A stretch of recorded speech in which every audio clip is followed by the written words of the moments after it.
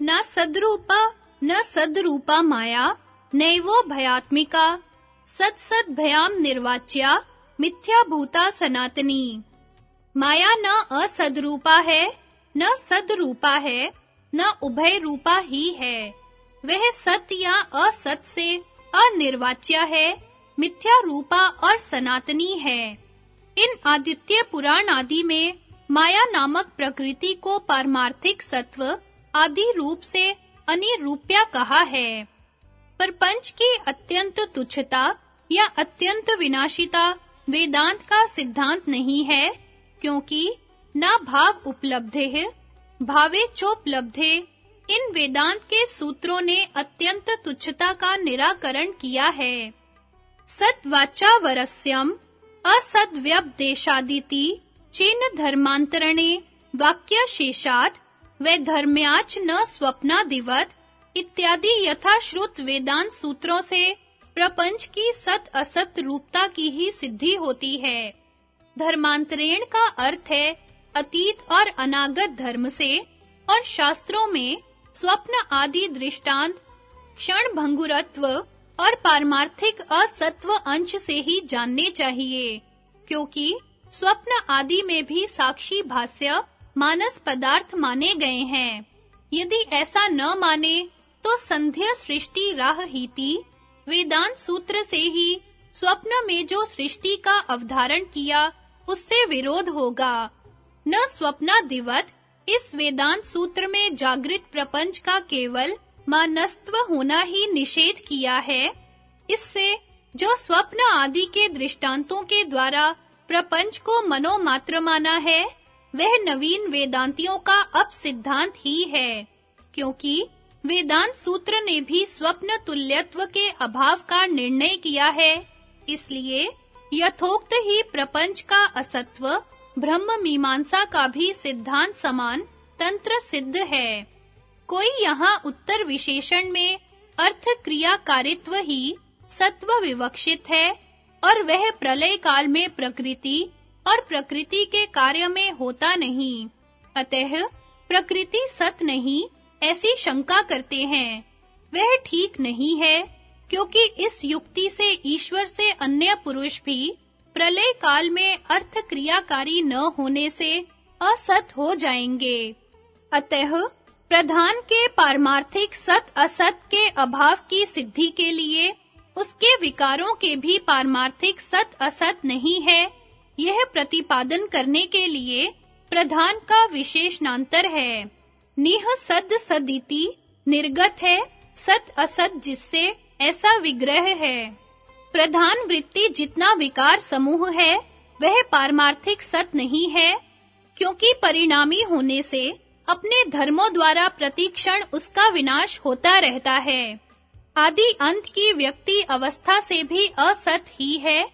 वाचारंभणम विकारो नामध्येयम मृत्तिका इत्येव सत्यम। विकार नामध्येय वाचारंभण है, मृत्तिका है, इतना ही सत्य है। अव्यक्तादीनि भूतानि व्यक्तम ध्यानि भारत अव्यक्त निधनान्येव तत्र का परिदेवना। हे भारत, ये भूत आदि में अव्यक्त थे, अब मध्य में व्यक्त हैं, मृत्यु होने पर फिर अव्यक्त हो जाएंगे। इनके विषय में परिवेदना क्या? यहाँ श्रुति में विकारों के आदि और अंत में नाम मात्र अवशेष होने से स्थिर न होने के कारण अस्थिर की अपेक्षा से कारण की स्थिरत्व रूप सत्यता विवक्षित है, क्योंकि नित्यो नित्या नाम सत्यस्य सत्यम। वह नित्यों का नित्य है, सत्य का भी सत्य है। इन दूसरी श्रुतियों में भी इसी प्रकार का अर्थ सिद्ध है। विकार अत्यंत तुच्छ है, इस कारण से उनके नित्यता रूप सत्व का निराकरण नहीं है। यदि तुच्छत्या निराकरण माने तो मृद विकार जो ब्रह्म विकार से दृष्टांत दिया है वह उपपन्न न होगा, क्योंकि लोक में मृद विकार को अत्यंत तुच्छता सिद्ध नहीं है, जिससे कि ब्रह्म के कार्य प्रपंच के तुच्छ होने पर उसकी दृष्टांतता बन सके।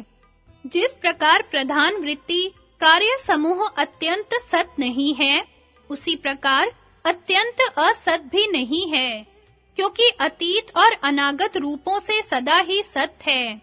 तद्धेदम तह्ये व्याकृतमासीत्, वह ही तो यह अव्याकृत था।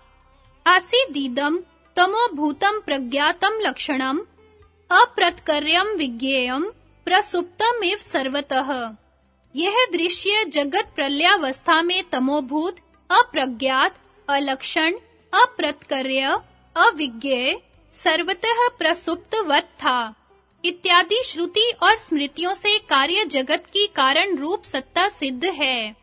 शंका: इस प्रकार विकार सहित प्रधान के सत और असत का प्रतिषेध हो जाने पर प्रकृति की सत और असत आत्मा का प्रतिपादन करने वाली सैकड़ों श्रुति और स्मृतियों का विरोध होगा, और सत सत बाधा बाधाभ्याम इस सांख्य सूत्र से भी विरोध होगा। समाधान: ऐसा नहीं है, क्योंकि इस प्रकार के जितने वाक्य हैं वे सब व्यक्त और अव्यक्त रूप व्यावहारिक सत और असत परक हैं। यथा जगन्मयी भ्रांतिरियम कदापि न विद्यते, विद्यते न कदाचित चल बुद्बुद्वत स्थितम। यह जगन्मयी भ्रांति कभी भी नहीं है, यह बात नहीं है, कभी-कभी नहीं होती। इसकी स्थिति जल के बुद्बुद के समान है।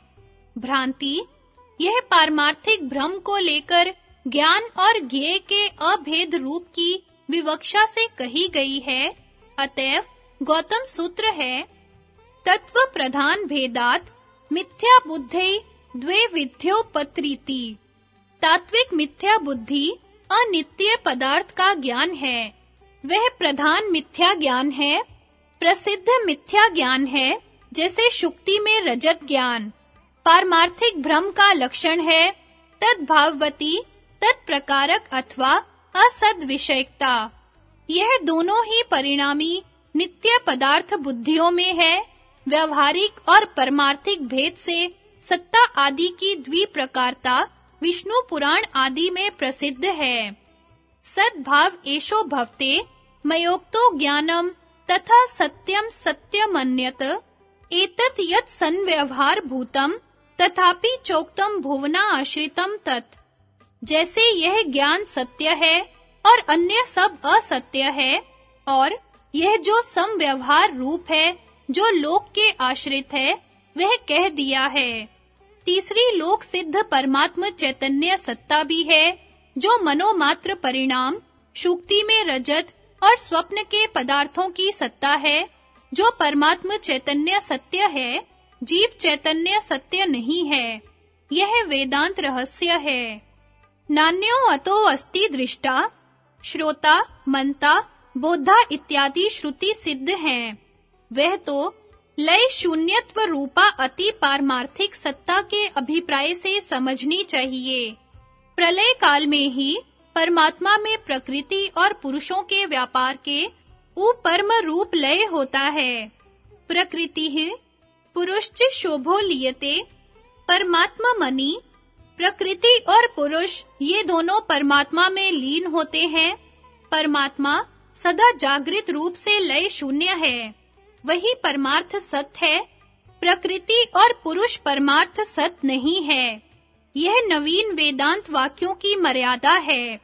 इससे सत्य और असत्य के विरोध से एकत्र असंभव का भी वारण हो गया, क्योंकि व्यवहार और परमार्थ के भेद से, काल के भेद से, अवच्छेद के भेद से, स्वरूप के भेद से और प्रकार के भेद से इनका अविरोध है।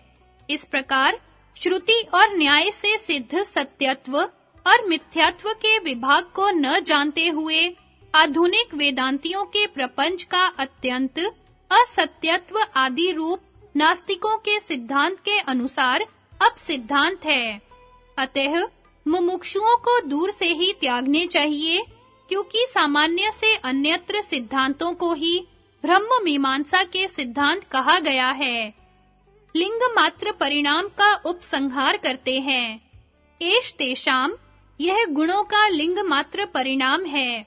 अलिंग पर्व की व्याख्या करते हैं। निह सत्ता सत्तम चेति, निह सत्ता सत अलिंग परिणाम है। निह सत्ता सत इस कथन में जो पदार्थ हैं, वह अलिंग नामक गुणों का परिणाम है और वह साम्यावस्थानात्मक गुणों से अतिरिक्त है। इससे उस प्रधान की गुणात्मता सिद्ध होती है। उसी साम्यावस्था के लिए प्रधानवाची शब्द धर्मों के अभेद से महत आदि की व्यावृत्ति के लिए ही यहाँ श्रुति स्मृतियों में प्रयोग किया है। परमार्थ से तो गुण ही तद्रूप लक्षित प्रधान है।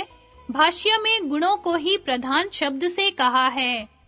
अब पर्व और गुणों के परस्पर वैधर्म्य से भेद प्रतिपादन करते हैं।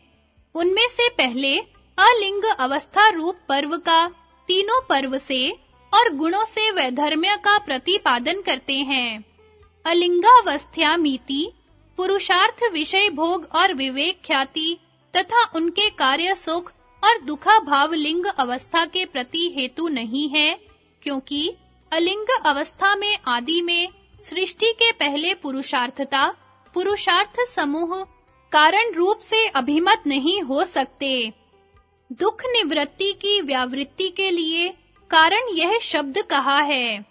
प्रलय काल में दुख निवृत्ति की कर्म के क्षय से ही उत्पत्ति होने से प्रलय में प्रयोजन न रहने से दुख की निवृत्ति प्रलय का कारण नहीं होती। उपसंहार करते हैं। न तस्या इति यों कहा जा सकता है, व्यक्त अवस्था में गुणों से शब्द आदि के उपभोग आदि रूप पुरुषार्थ होता है, अतः वह उसमें अनागतावस्था कारण हो। साम्यावस्था में तो तज्जन्य कोई भी पुरुषार्थ नहीं होता, अतः इस अव्यक्त अवस्था में पुरुषार्थ कारण नहीं है।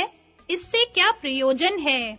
यह कहते हैं, वह साम्यावस्था पुरुषार्थ कृत नहीं है, अतः शास्त्रों में नित्य कहलाती है। नित्य स्वाभाविकी है। अनैमित्तिकत्व से तीनों पर्वों की अपेक्षा से स्थित स्वाभाविकत्व होने पर भी धर्म आदिकों से प्रतिबंध यहाँ गुणों का साम्य रूप परिणाम है, यह भाव है। अव्यक्त अवस्था की स्वाभाविकता व्यक्त अवस्था की अपेक्षा से नहीं होती। बहुत काल तक अव्यवस्थायित्व ही नित्यत्व, सत्यत्व आदि दूसरे नामों के व्यवहार से सिद्ध है। धर्म नित्य है, सुख दुख अनित्य है इत्यादि महाभारत आदि में व्यवहार होता है।